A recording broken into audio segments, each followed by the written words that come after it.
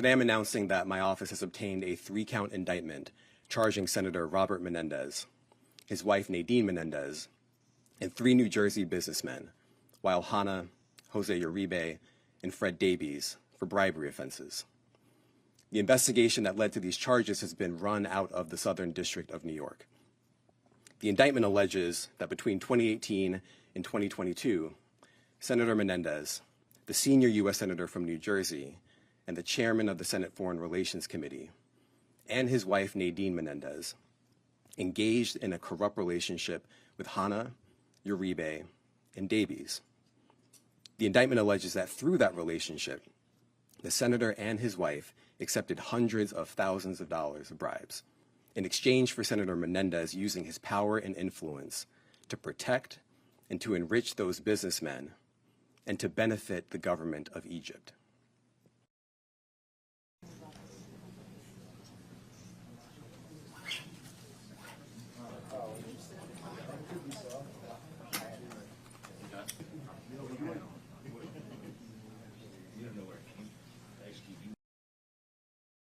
First, the indictment alleges that Senator Menendez used his power and influence, including his leadership role on the Senate Foreign Relations Committee, to benefit the government of Egypt in various ways.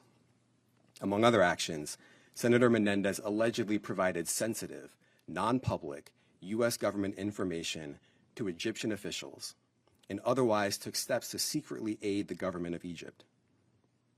We also allege that Senator Menendez improperly pressured a senior official at the U.S. Department of Agriculture to protect a lucrative monopoly that the government of Egypt had awarded to Hanna, a lucrative monopoly that Hanna then used to fund certain bribe payments. Second, the indictment alleges that Senator Menendez used his power and influence to try to disrupt a criminal investigation and prosecution undertaken by the New Jersey Attorney General's office related to an associate and a relative of Uribe.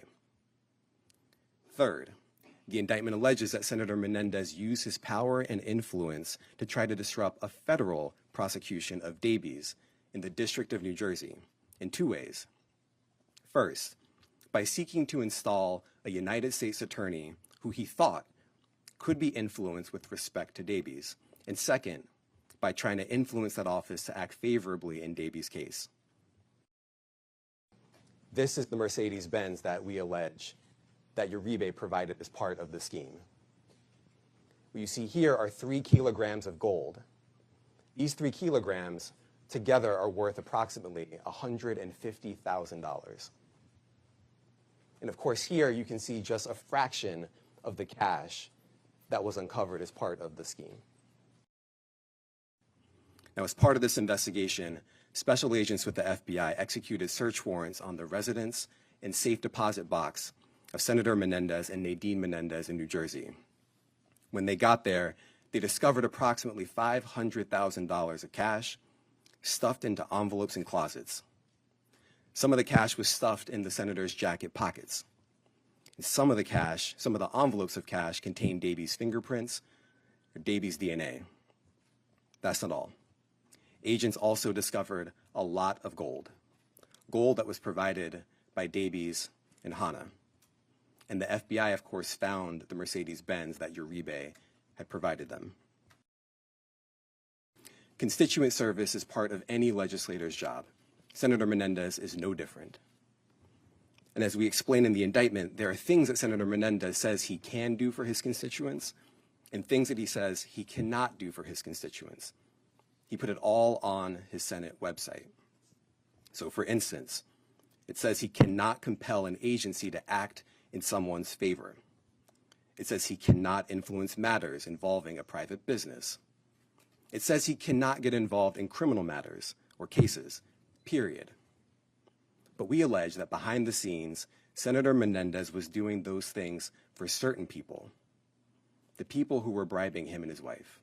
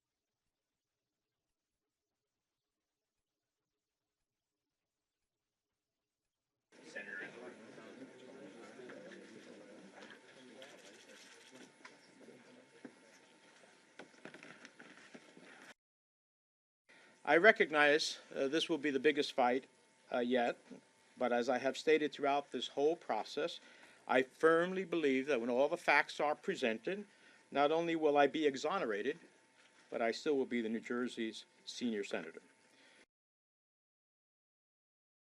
A cornerstone of the foundation of American democracy and our justice system is the principle that all people are presumed innocent until proven guilty. All people. I ask for nothing more and deserve nothing less. The court of public opinion is no substitute for our revered justice system.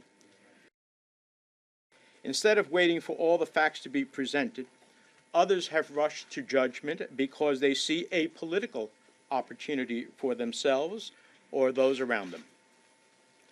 All I humbly ask for in this moment, in my colleagues in Congress, the elected leaders, and the advocates of New Jersey that I have worked with for years, as well as each person who calls New Jersey home, is to pause and allow for all the facts to be presented.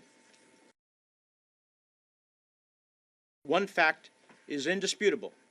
Throughout my time in Congress, I have remained steadfast on the side of civil society and human rights defenders in Egypt and everywhere else in the world.